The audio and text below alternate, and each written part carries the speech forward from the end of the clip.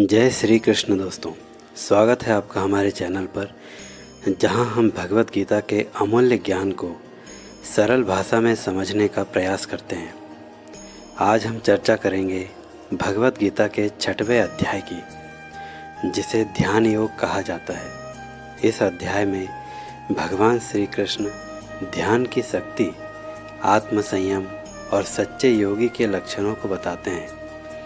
ध्यान हमारे मन को नियंत्रित करता है, शांति देता है और हमें ईश्वर से जोड़ता है। तो आइए इस अध्याय से मिलने वाली महत्वपूर्ण सीखों को जानते हैं और विस्तार से समझते हैं कि हम ध्यान के माध्यम से अपने जीवन को कैसे श्रेष्ठ बना सकते हैं। भगवान श्री कृष्ण कहते हैं, जो पुरुष कर्म फल का आश्रय न लेकर अपने करने योग्य कर्म करता है, वह सन्यासी तथा योगी है, और केवल अग्नि का त्याग करने वाला सन्यासी नहीं है तथा केवल क्रियाओं का त्याग करने वाला योगी नहीं है। यहाँ भगवान श्री कृष्ण के कहने का तात्पर्य है कि जो पुरुष कर्म फल का आश्रय ना लेकर, यानी कर्म करने से क्या फल मिलेगा, फल की चिंता छोड़ करके जो अपने लिए निश्चित कर्म है, जो करने योग्य कर्म है, वह करता है, तो वह योगी के समान है। हे अर्जुन, जिसको संन्यास कहते हैं उसे को तू योग समझ, क्योंकि संकल्पों का त्याग न करने वाला कोई भी पुरुष योगी नहीं होता। योग में आरूढ़ होने की इच्छा वाले मननशील पुरुष के लिए योग की प्राप्ति में निष्काम भाव से कर्म करना ही कहा जाता है, और योगारूढ़ हो जाने पर उस योगारूढ़ पुरुष का जो सर्व संकल्पों का अभाव है, वही कल्याण में हेतु कहा गया है। जिस काल में न तो इंद्रियों के भोगों में और न कर्मों में ही आसक्त होता है, उस काल में सर्व संकल्पों का त्यागी पुरुष योगारूढ़ कहा जाता है।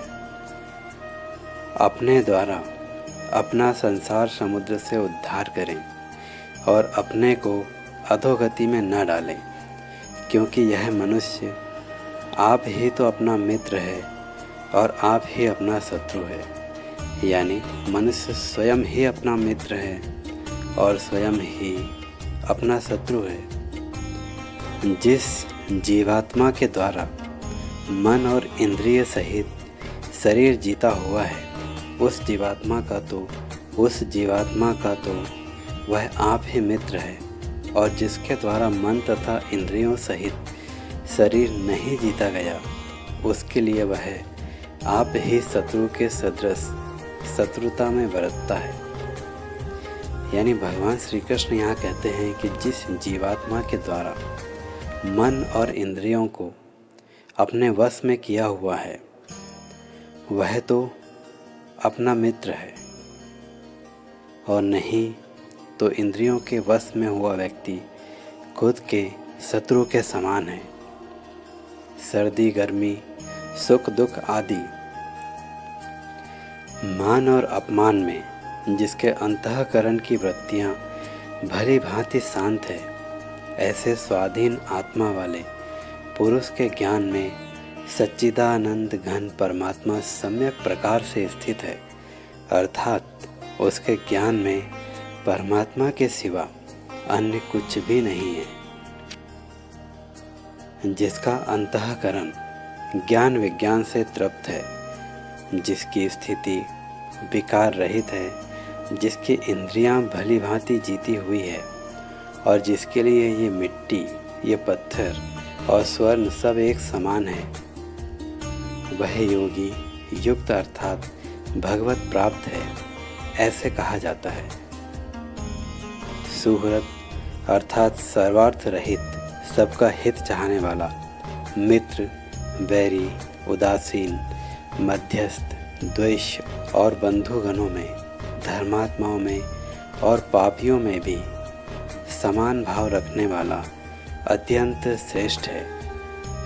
मन और इंद्रियों सहित शरीर को वश में रखने वाला, आशा रहित, संग्रह रहित योगी अकेला ही एकांत स्थान में स्थित होकर आत्मा को निरंतर परमात्मा में लगाना चाहिए। शुद्ध भूमि में जिसके ऊपर क्रमशः कुशा, मृगछाला और वस्त्र बिछे हैं, जो न बहुत ऊंचा है और न बहुत नीचा है, ऐसे अपने आसन को स्थिर स्थापन करके यहाँ भगवान श्री कृष्ण योग करने के लिए किस प्रकार का आसन होना चाहिए उसके बारे में बता रहे हैं। उस आसन पर बैठकर चित्त और इंद्रियों की क्रियाओं को वश में रखते हुए मन को एकाग्र करके अंतःकरण की शुद्धि के लिए योग का अभ्यास करें। काया, सिर और गले को समान एवं अचल धारण करके और स्थिर होकर अपनी नासिका के अग्रभाग पर दृष्टि जमाकर अन्य दिशाओं में न देखता हुआ ब्रह्मचारी के व्रत में स्थित भय रहित तथा भली भांति शांत अंतःकरण वाला सावधान योगी मन को रोककर मुझ में चित्त वाला और मेरे परायण होकर स्थित होए। वश में किए हुए मन वाला योगी इस प्रकार आत्मा को निरंतर मुझ परमेश्वर में लगाता हुआ मुझ में रहने वाली परमानंद की पराकाष्ठा रूप शांति को प्राप्त होता है। हे अर्जुन, यह योग ना तो बहुत खाने वाले का, ना बिल्कुल ना खाने वाले का, ना बहुत शयन के स्वभाव वाले का और न सदा जागने वाले का ही सिद्ध होता है। दुखों का नाश करने वाला योग तो यथा योग्य आहार विहार करने वाले का, कर्मों में यथा योग्य चेष्टा करने वाले का और यथा योग्य सोने और जागने वाले का सिद्ध होता है। अत्यंत वश में किया हुआ चित्त जिस काल में परमात्मा में ही भली भांति स्थित हो जाता है, उस काल में संपूर्ण भोगों से स्पृहा रहित पुरुष योग युक्त है, ऐसा कहा जाता है। जिस प्रकार वायु रहित स्थान में स्थित दीपक चलायमान नहीं होता, वैसे ही उपमा परमात्मा के ध्यान में लगे हुए योगी के जीते हुए चित्त की कही गई है। योग के अभ्यास से निरुद्ध चित्त जिस अवस्था में उपराम हो जाता है और जिस अवस्था में परमात्मा के ध्यान से शुद्ध हुई बुद्धि द्वारा परमात्मा को साक्षात करता हुआ सच्चिदानंद घन परमात्मा में ही संतुष्ट रहता है। इंद्रियों से अतीत केवल शुद्ध हुई सूक्ष्म बुद्धि द्वारा ग्रहण करने योग्य जो अनंत आनंद है, उसको जिस अवस्था में अनुभव करता है और जिस अवस्था में स्थित वह योगी परमात्मा के स्वरूप से विचलित होता ही नहीं, परमात्मा की प्राप्ति रूप जिस लाभ को प्राप्त होकर उससे अधिक दूसरा कुछ भी लाभ नहीं मानता और परमात्मा प्राप्ति रूप जिस अवस्था में स्थित योगी बड़े भारी दुख से भी चलायमान नहीं होता, जो दुख रूप संसार के संयोग से रहित है तथा जिसका नाम योग है, जिसको जानना चाहिए, वह योग न उकताए हुए अर्थात धैर्य और उत्साह युक्त चित्त से निश्चय पूर्वक करना यह कर्तव्य है। संकल्प से उत्पन्न होने वाली संपूर्ण कामनाओं को निःशेष रूप से त्याग कर और मन के द्वारा इंद्रियों के समुदाय को सभी ओर से भली भांति रोककर क्रम से अभ्यास करता हुआ उपरति को प्राप्त हो तथा धैर्य युक्त बुद्धि के द्वारा मन को परमात्मा में स्थित करके परमात्मा के सिवा और कुछ भी चिंतन न करें। यह स्थिर न रहने वाला और चंचल मन जिस जिस शब्द आदि विषय के निमित्त से संसार में विचरता है, उस विषय से रोककर यानी हटाकर इसे बार बार परमात्मा में ही निरुद्ध करे। क्योंकि जिसका मन भली प्रकार शांत होता है, जो पाप से रहित है और जिसका रजोगुण शांत हो गया है, ऐसे इस सच्चिदानंद घन ब्रह्म के साथ एक ही भाव से हुए योगी को उत्तम आनंद प्राप्त होता है। वह पाप रहित योगी इस प्रकार निरंतर आत्मा को परमात्मा में लगाता हुआ सुखपूर्वक परब्रह्म परमात्मा की प्राप्ति रूप अनंत आनंद का अनुभव करता है। सर्वव्यापी अनंत चेतन में एक ही भाव से स्थित रूप योग से युक्त आत्मा वाला, सब में समभाव को देखने वाला योगी आत्मा को संपूर्ण भूतों में स्थित और संपूर्ण भूतों को आत्मा में कल्पित देखता है। जो पुरुष संपूर्ण भूतों में सबके आत्मरूप मुझ वासुदेव को ही व्यापक देखता है और संपूर्ण भूतों को मुझ वासुदेव के अंतर्गत देखता है, उसके लिए मैं अदृश्य नहीं होता और वह मेरे लिए अदृश्य नहीं होता। जो पुरुष एक ही भाव से स्थित होकर संपूर्ण भूतों में आत्मरूप से स्थित मुझ सच्चिदानंद घन वासुदेव को भजता है, वह योगी सब प्रकार से बरतता हुआ भी मुझ में ही बरतता है। हे अर्जुन, जो योगी अपनी भांति संपूर्ण भूतों में सम देखता है और सुख अथवा दुख को भी सब में सम देखता है, वह योगी परम श्रेष्ठ माना गया है।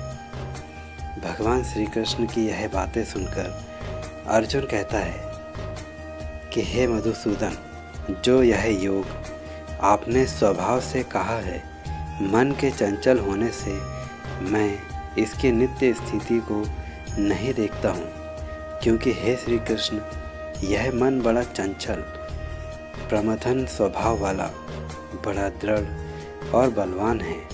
इसलिए उसका वश में करना मैं वायु को रोकने की भांति अत्यंत दुष्कर मानता हूँ। तब भगवान श्री कृष्ण कहते हैं, हे महाबाहो, निसंदेह मन चंचल और कठिनता से वश में होने वाला है, परंतु हे कुंती पुत्र, यह अभ्यास और वैराग्य से वश में होता है। जिसका मन वश में किया हुआ नहीं है, ऐसे पुरुष द्वारा योग दुष्प्राप्य है और वश में किए हुए मन वाले प्रयत्नशील पुरुष द्वारा साधन से उसका प्राप्त होना सहज है। यह मेरा मत है। तब अर्जुन कहते हैं, हे श्री कृष्ण, जो योग में श्रद्धा रखने वाला है किंतु संयमी नहीं है, इस प्रकार जिसका मन अंतः काल में योग से विचलित हो गया है, ऐसा साधक योग की सिद्धि को अर्थात भगवत साक्षात्कार को न प्राप्त होकर किस गति को प्राप्त होता है।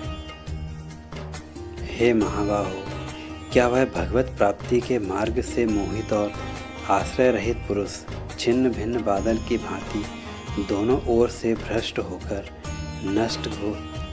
नष्ट तो नहीं हो जाता? हे श्री कृष्ण, मेरे इस संशय को संपूर्ण रूप से छेदन करने के लिए आप ही योग्य हैं, क्योंकि आपके सिवा कोई दूसरा इस संशय का छेदन यानी इसका समाधान करने वाला मुझे मिलना संभव नहीं है। तब भगवान श्री कृष्ण कहते हैं, हे पार्थ, उस पुरुष का न तो इस लोक में नाश होता है और न परलोक में ही, क्योंकि हे प्यारे, आत्मोद्धार के लिए अर्थात भगवत प्राप्ति के लिए कर्म करने वाला कोई भी मनुष्य दुर्गति को प्राप्त नहीं होता। योग भ्रष्ट पुरुष पुण्यवानों के लोकों को अर्थात स्वर्ग आदि उत्तम लोकों को प्राप्त होकर उनमें बहुत वर्षों तक निवास करके फिर शुद्ध आचरण वाले श्रीमान पुरुषों के घर में जन्म लेता है, अथवा वैराग्यवान पुरुष उन लोकों में न जाकर ज्ञानवान योगियों के ही कुल में जन्म लेता है। परंतु इस प्रकार जो यह जन्म है सो संसार में निसंदेह अत्यंत दुर्लभ। वहाँ उस पहले से शरीर में संग्रह किए हुए बुद्धि संयोग को अर्थात समबुद्धि रूप योग के संस्कारों को अनायास ही प्राप्त हो जाता है और हे कुरुनंदन, उसके प्रभाव से वह फिर परमात्मा को प्राप्ति रूप सिद्धि के लिए पहले से भी बढ़कर प्रयत्न करता है। वह श्रीमानों के घर में जन्म लेने वाला योग भ्रष्ट पराधीन हुआ भी उस पहले के अभ्यास से ही निसंदेह भगवान की ओर आकर्षित किया जाता है तथा समबुद्धि रूप योग का जिज्ञासु भी वेद में कहे हुए सकाम कर्मों के फल का उल्लंघन कर जाता है। परंतु प्रयत्न पूर्वक अभ्यास करने वाला योगी तो पिछले अनेक जन्मों के संस्कार बल से इसी जन्म में संसिद्ध होकर संपूर्ण पापों से रहित होकर फिर तत्काल ही परम गति को प्राप्त हो जाता है। योगी तपस्वियों से श्रेष्ठ है, शास्त्र ज्ञानियों से भी श्रेष्ठ माना गया है और सकाम कर्म करने वालों से भी योगी श्रेष्ठ है। इससे हे अर्जुन, तू योगी हो जा। संपूर्ण योगियों में भी जो श्रद्धावान योगी मुझ में लगे हुए अंतरात्मा से मुझको निरंतर भजता है, वह योगी मुझे परम श्रेष्ठ मान्य है। इस तरह से भगवान अर्जुन को योग के बारे में विस्तार से समझाते हैं। तो दोस्तों, अध्याय 6 से हमें क्या सीखने को मिलता है? 5 मुख्य बातें जो हम इससे सीख सकते हैं, उसमें पहला है सच्चा योग क्या है। भगवान श्री कृष्ण बताते हैं कि केवल शरीर के अभ्यास से कोई योगी नहीं बनता, बल्कि जिसका मन शांत, इच्छाएं नियंत्रित और आत्मा स्थिर होती है, वही सच्चा योगी है। योग केवल शारीरिक क्रियाएं नहीं, बल्कि मन और आत्मा का संतुलन भी है। दूसरी बात, कर्मयोगी और सन्यासी में कोई अंतर नहीं। भगवान श्री कृष्ण कहते हैं कि जो व्यक्ति निष्काम भाव से कर्म करता है, वह भी सच्चा सन्यासी है। सन्यास का अर्थ संसार छोड़ना नहीं, बल्कि मोह और आसक्ति का त्याग है। कर्मयोग और ध्यान योग दोनों ही मोक्ष का मार्ग है, इसीलिए अपने कर्मों को ध्यानपूर्वक करें। तीसरी बात, ध्यान की शक्ति और उसका महत्व। भगवान श्री कृष्ण अर्जुन को समझाते हैं कि ध्यान यानी मेडिटेशन ही सच्चे योग का मार्ग है। ध्यान के माध्यम से हम अपने मन को शांत कर सकते हैं और आत्मा के साथ गहरा संबंध बना सकते हैं। जो व्यक्ति प्रतिदिन ध्यान करता है, वह अपने भीतर अद्भुत ऊर्जा और शांति का अनुभव करता है। चौथी बात, एक सच्चे योगी के लक्षण। भगवान श्री कृष्ण बताते हैं कि सच्चा योगी वह है जो हर परिस्थिति में समान रहता है, किसी से द्वेष नहीं करता और सभी प्राणियों को समान दृष्टि से देखता है। सच्चा योगी वही है जो प्रेम, दया और समभाव से जीवन जीता है। पांचवी बात जो हमें सीखने को मिलती है, वह है भगवान में विश्वास रखने वाले का कभी नाश नहीं होता। भगवान श्री कृष्ण अध्याय 6 में यह भी कहते हैं कि जो व्यक्ति सच्चे मन से भगवान की शरण में आता है, उसका कभी नाश नहीं होता।